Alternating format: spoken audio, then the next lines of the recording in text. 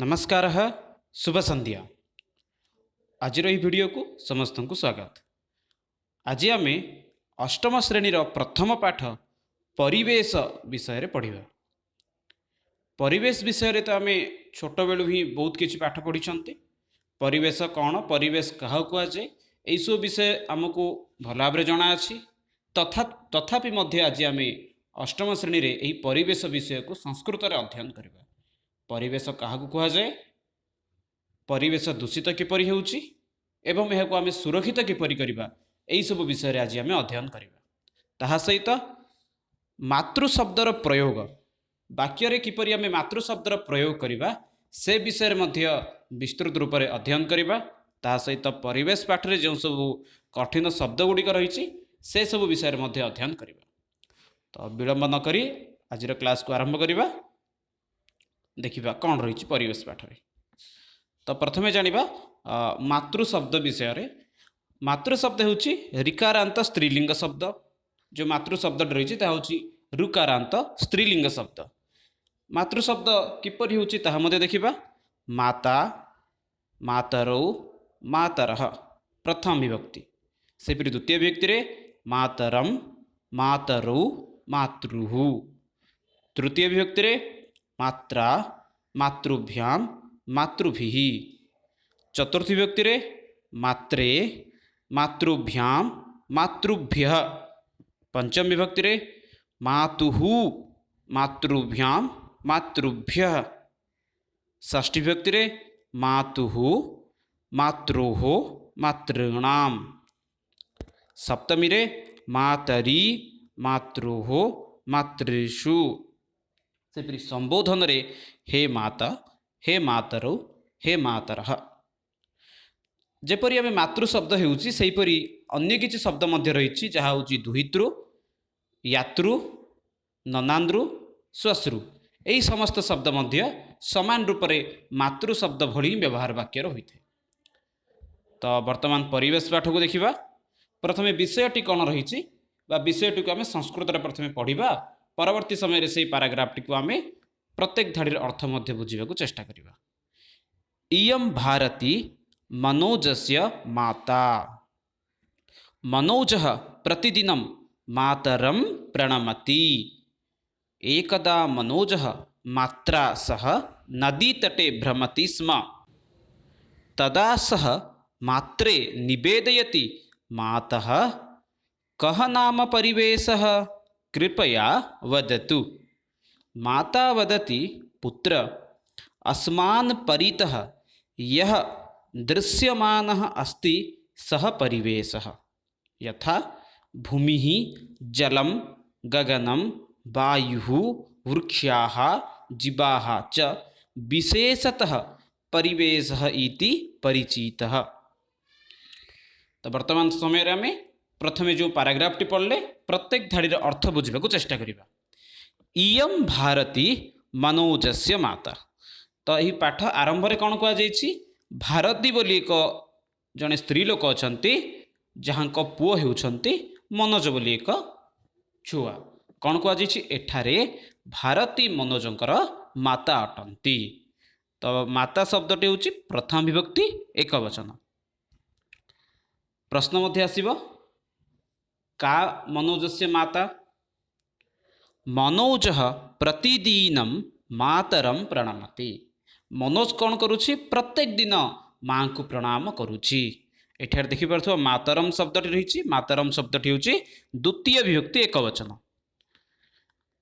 एकदा मनोजः मात्रा सह नदी तटे भ्रमति स्म। एकदा नाम थरे। थरे मनोज मात्रा सह, मात्रा नाम माँ सह नदी तटे भ्रमति स्म। थरे मनोज निज माँ सहित नदी तटरे बुलुथिला।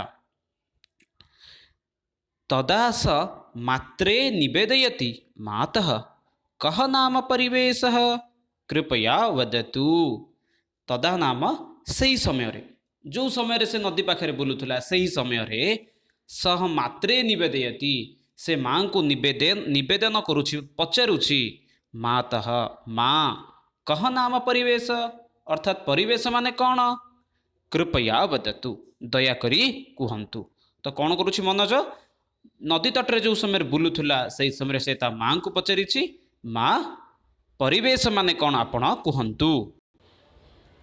तो यही समय माँ कौन कहउछन देखिबा माता वदति पुत्रः अस्मान् परितः यह दृश्यमान अस्ति सह परिवेशः।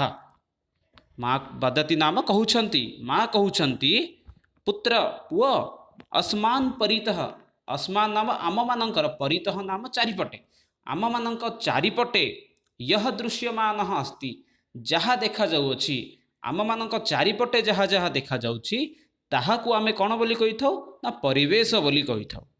तो कौन कौन आम चारिपाखरे देखा जाउछि भूमि जल जल अर्थात पानी गगन अर्थात आकाश वायु वृक्ष जीवाः च विशेषतः परिवेश इति परिचितः।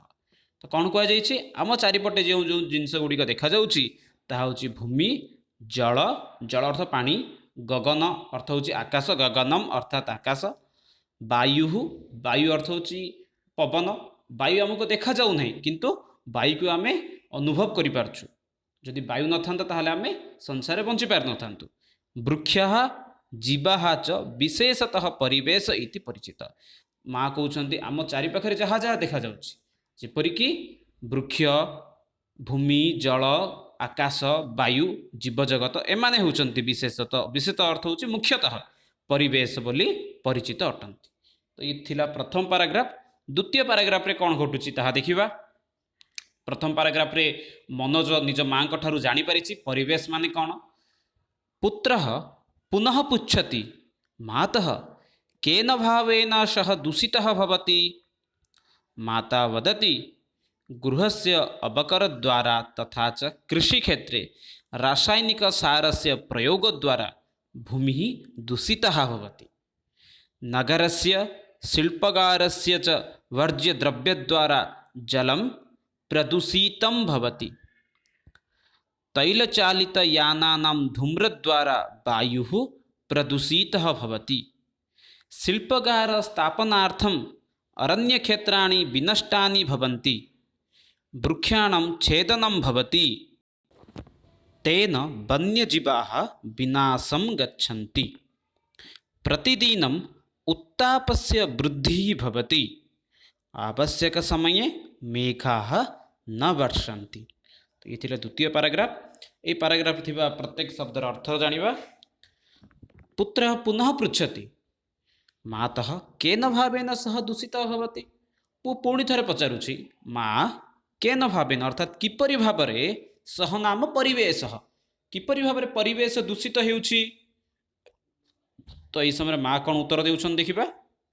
माता वदति गृहस्य अवकरद्वारा तथा कृषिक्षेत्रे रासायनिक सारस्य प्रयोगद्वारा भूमिः दूषिताः भवति। तो यही समय माँ कहउछन्ति गृहस्य अवकरद्वारा अर्थात घरर अवकर अर्थात अलिया घर अलिया आवर्जना द्वारा तथा कृषिक्षेत्रे रासायनिक सारस्य प्रयोगद्वारा भूमिः दूषिता भवति। कृषि क्षेत्र में रासायनिक सारर प्रयोग द्वारा भूमि दूषित होउछि। एठी प्रथम पॉइंट कह जाइछि भूमि किपरि दूषित होउछि ना भूमि दूषित हेबार एठी कारण कह जाइछि ना घरर अलिया आवर्जना कृषि क्षेत्र में पकाइबा और घर अलिया आवर्जना तथा कृषि क्षेत्र में रासायनिक सारर प्रयोग द्वारा भूमि दूषित होउछि। प्रथमे जानले भूमि किपरि दूषित होउछि तापर जल दूषित विषय देखिए। द्वितीय पॉइंट एठी कह जाइछि जल किपरि दूषित होउछि। नगरस्य शिल्पगारस्य च वर्ज्यद्रव्यद्वारा जलं प्रदूषितं भवति।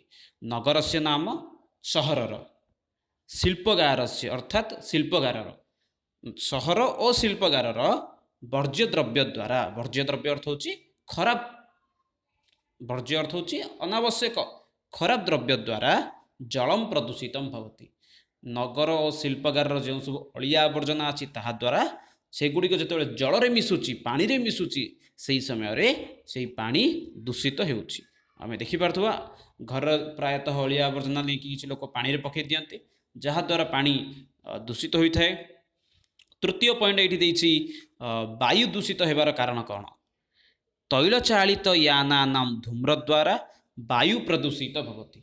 वायु प्रदूषण हेबार कारण कौन कहुच्छी ना तैल चालित यान अर्थात पेट्रोल डीजेल माध्यम जो सब गाड़ी गुड़िक चलुची से जो धूआं बाहर से जो अंगारकाम्ल बाहर ताद्वारा कौन हो ना वायु दूषित हो।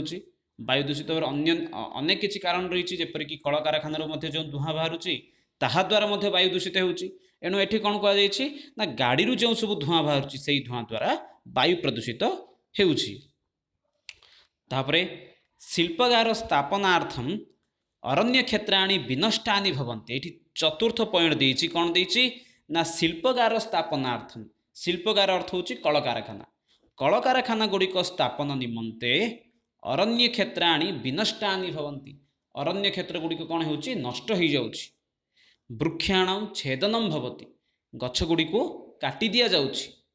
तेन वन्यजीवाः विनाशम गच्छन्ति। आउ ताहा द्वारा वन्यजीव अर्थ बणरे जो जीव माने रहिले जेपरिक बाघ भालु सिंह एमाने नगर रे किबा गाँव रुहंतिनी।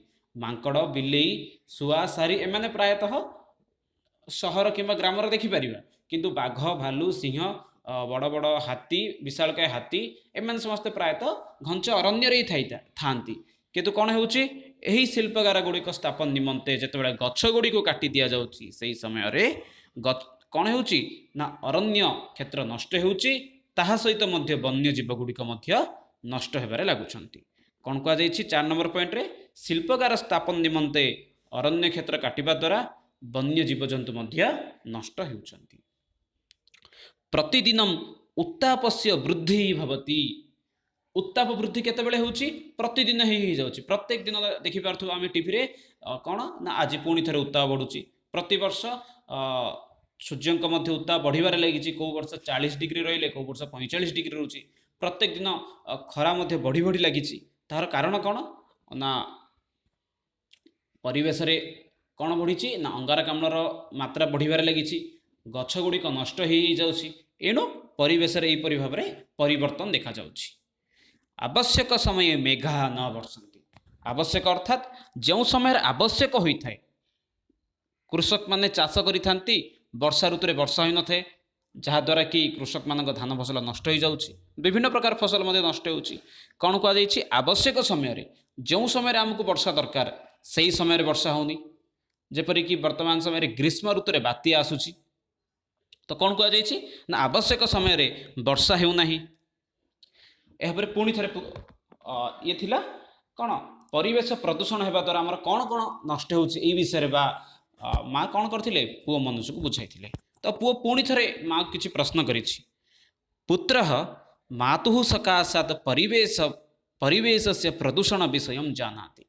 एई समय कौन होउछि पुओ माँ ठारू परिवेश प्रदूषणर विषय गुड़ी को जानुछि। सह पुनः मातरम पृच्छति।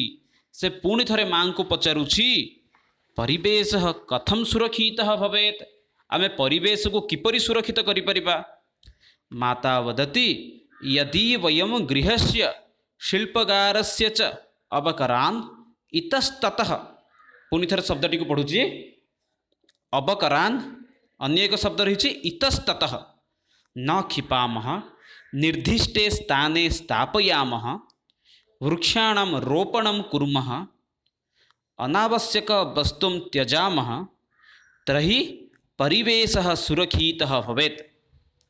मातुः कथनेन पुत्रः सन्तुष्टः भवति।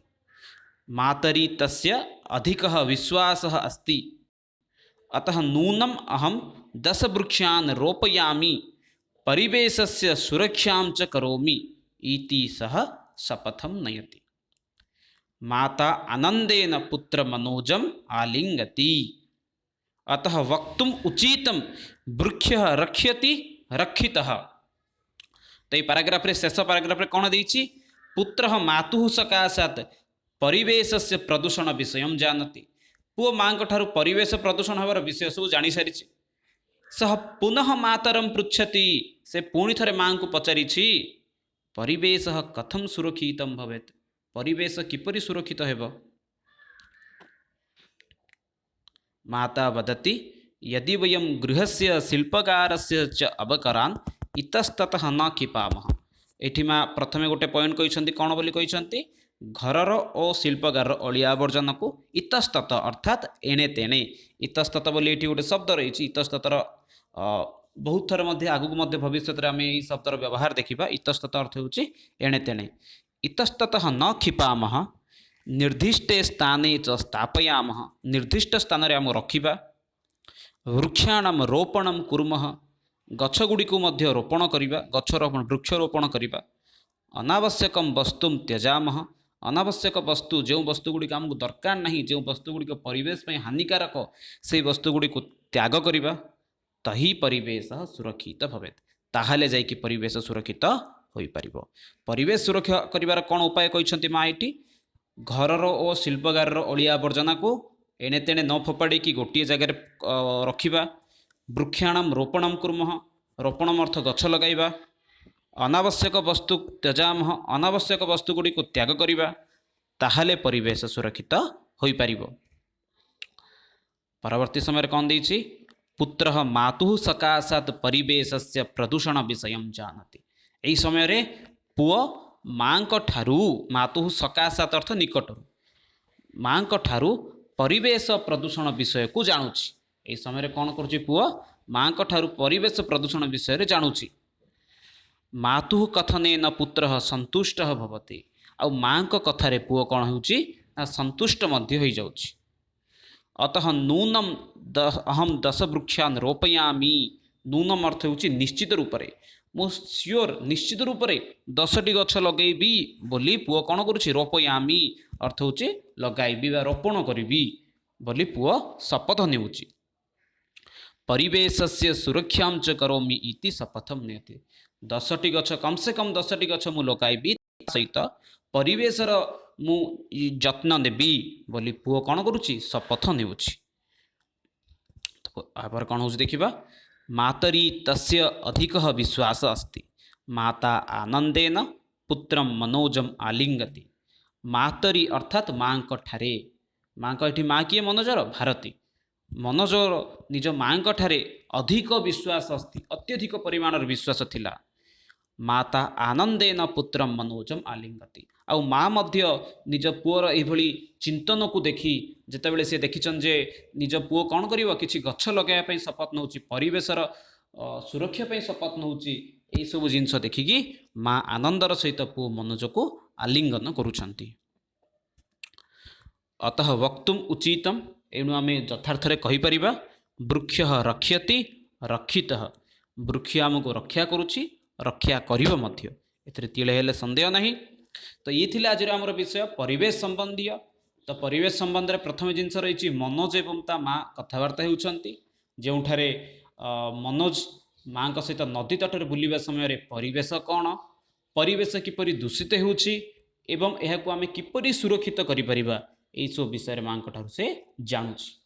ତାହା ସହିତ ଶେଷରେ ସେ ଶପଥ ନେଉଛି ନିଶ୍ଚିତ ରୂପରେ ସେ 10ଟି ଗଛ ଲଗାଇବା ସହିତ ପରିବେଶର ଯତ୍ନ ନ ବୋଲିକି। ଏହାପରେ ମା ପୁଅ ମନୋଜ ଉପରେ ସନ୍ତୁଷ୍ଟ ହୋଇ ତାକୁ ଆଲିଙ୍ଗନ କରିଛନ୍ତି। ଏଣୁ ଯଥାର୍ଥରେ କୁହାଯାଇଛି ଗଛ ଆମକୁ ରକ୍ଷା କରୁଛି ଏବଂ ରକ୍ଷା କରୁଥିବ। ତ ଇଏ ଥିଲା ଆଜିର ଆମର କ୍ଲାସ୍, ଅଷ୍ଟମ ଶ୍ରେଣୀ ଛାତ୍ରଛାତ୍ରୀମାନଙ୍କ ନିମନ୍ତେ ପ୍ରଥମ ପାଠ ପରିବେଶ। ଆଶା କରୁଛି ସମସ୍ତଙ୍କୁ ଭଲ ଭାବରେ ପାଠଟି ବୁଝା ପଡ଼ିଥିବ। ଯଦି କାହାର କିଛି ଡାଉଟ୍ ରହୁଛି ତାହେଲେ କମେଣ୍ଟରେ ନିଜର ପ୍ରତିକ୍ରିୟା ଦେଇପାରିବେ। ସେ ପର୍ଯ୍ୟନ୍ତ ରହୁଛି, ଧନ୍ୟବାଦ।